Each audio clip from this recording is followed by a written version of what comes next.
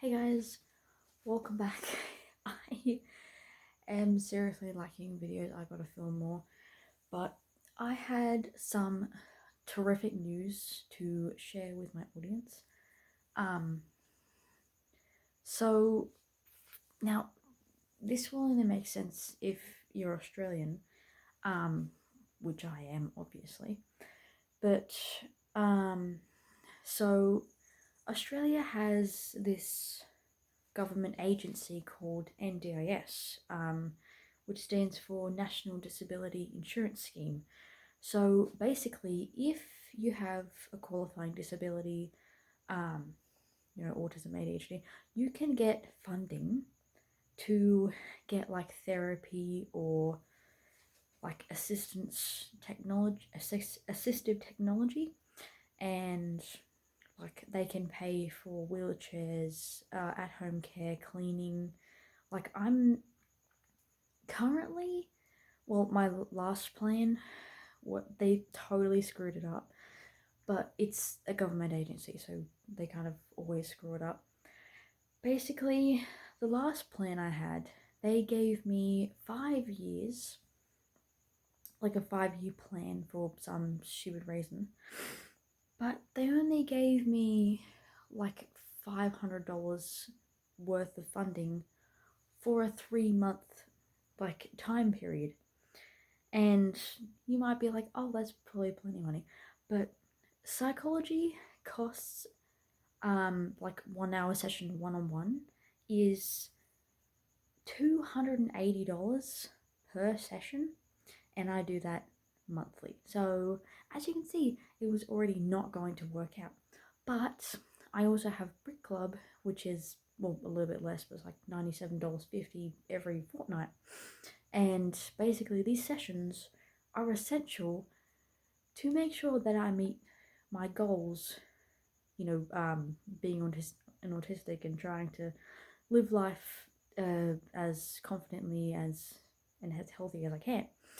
So the NDIS screws people over too many times to count, and like if you try to call them, you will be on the phone for at least an hour before you get someone. Or I want to book like an internal review. Like, let me explain some of these terms. So usually we get, or participants in the NDIS get a year plan where they get like a set amount of money to spend on funding for like psychology and, as I said before, different stuff. But there's also different categories that you can claim funding for, like social and economic support. There's supportive daily living. There's crap, I've forgotten. There's transport, of which I am also getting transport because I have a car. But there's also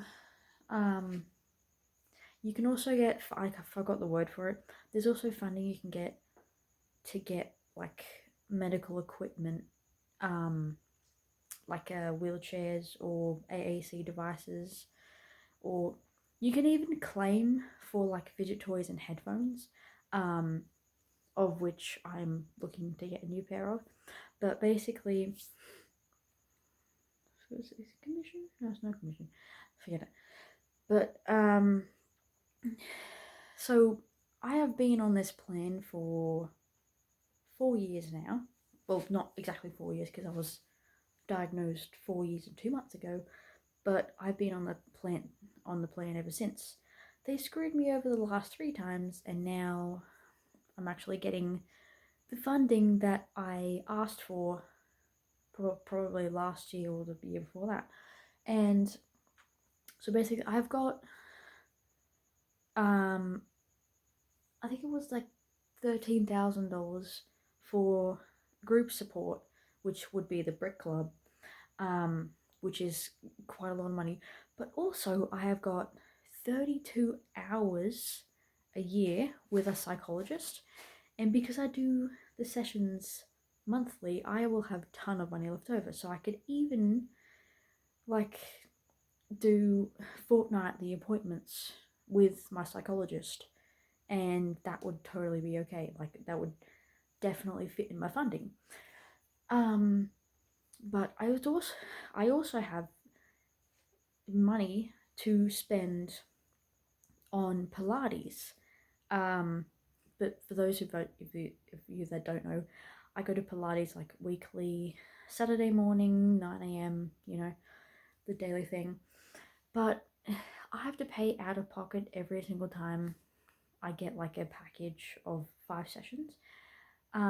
Because I just didn't have the money to fund this little thing. Because also my mum said, I don't know if this is true, but Pilates is not coverable in the NDIS, even though like it is social and economic. But because I have hypermobility, my joints get really sore and stiff sometimes. So Pilates really helps to I was gonna say soften the muscles. That doesn't make sense. To help my muscles stretch. That makes more sense. But basically, I have a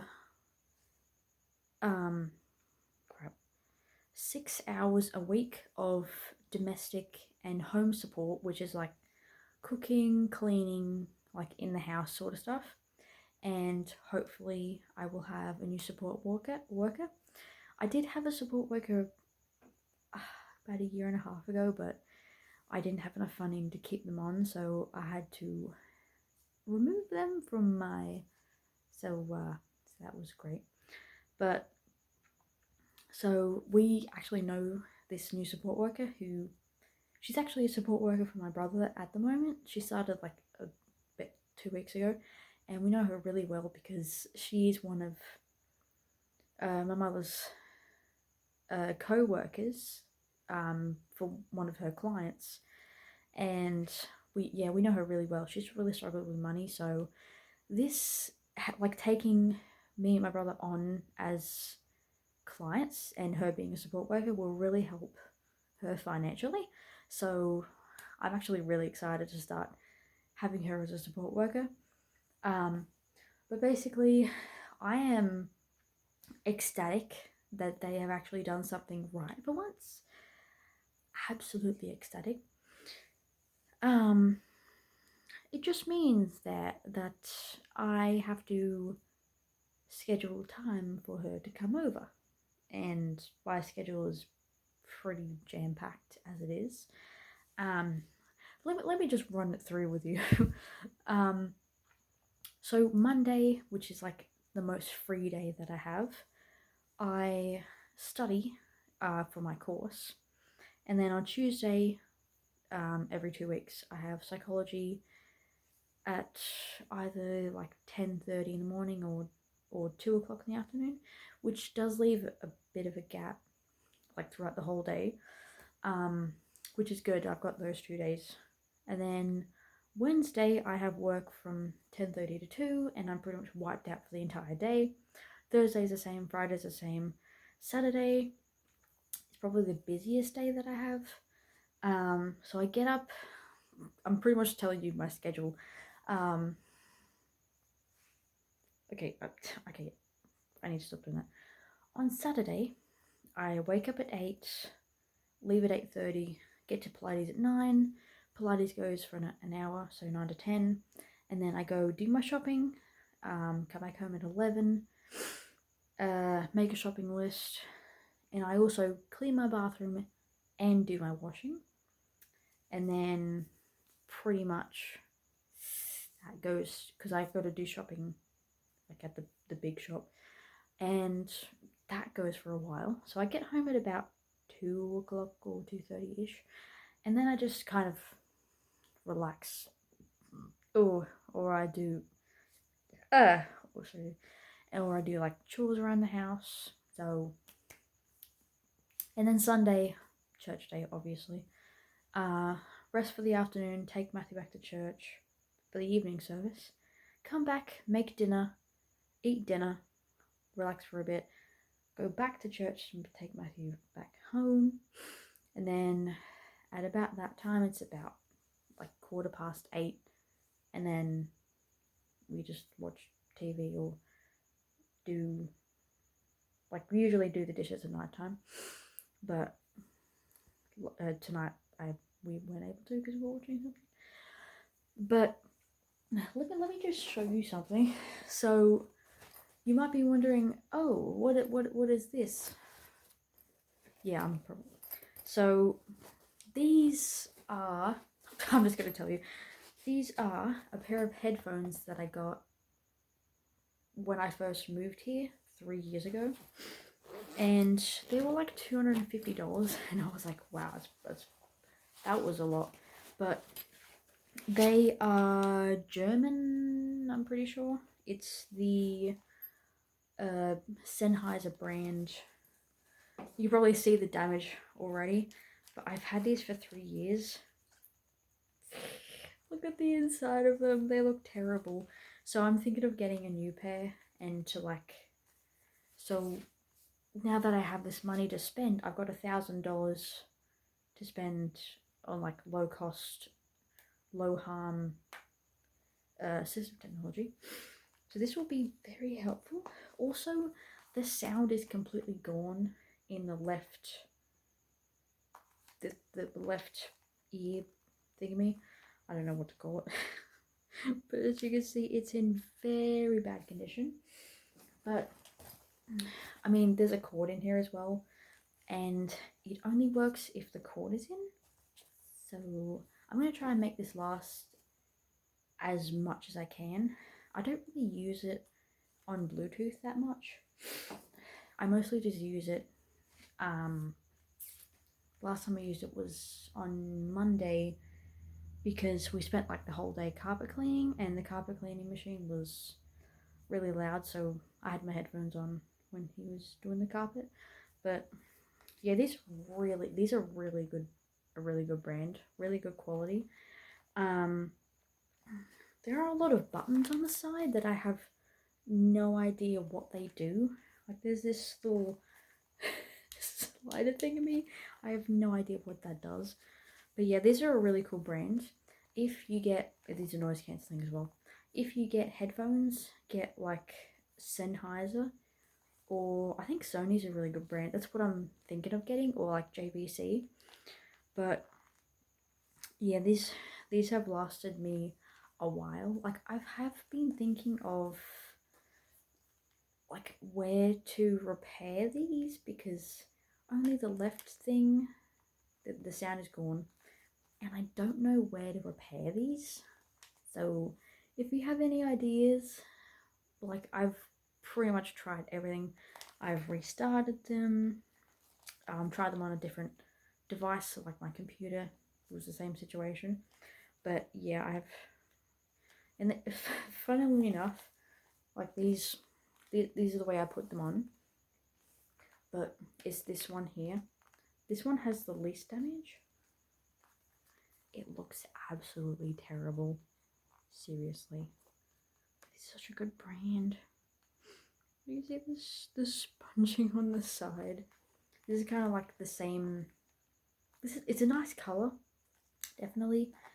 I think the best color I would be looking for was like a bluish turquoise aqua color, because I really like that color. But you know, I've for the price, I want something good quality that will last me a while. So if you have any ideas, or if you own a pair of headphones that have lasted you a while, please put it in the comments, because I need a lot of help with it. There's so many options out there, and I have no idea which one to get, or which ones will also be funded by NDIS, so that I can pay for these without out of pocket. But yeah, basically these things are so good. Yeah, these are falling apart. But I would also use that money for fidget toys. I already have a drawer full of fidget toys, most of them I don't use. I probably go through my fidget drawer and like go give you a tour of each one that I have. Because I have not thrown away, but given away a lot of them. Mostly puppets. I don't really like puppets as a fidget toy because they're like some of them can be really big, and then one side is it's really loud, and then the other side is not, and it's just like yeah, it's not really my aesthetic. I sort of like tangles are the best fidget toy, or like a fidget cube. I've got one, an orange one that I use at church when I'm like listening to the sermon or just sitting while other people talk. But yeah, it's amazing. Um, yes, fidget drawer tour rating video. I don't know. I probably what a weird title though. But seriously, yeah, that's how I've been. Ticks are going crazy right now. My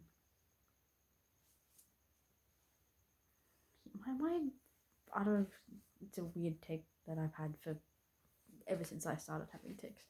But yeah, I will see you in the next video. Bye.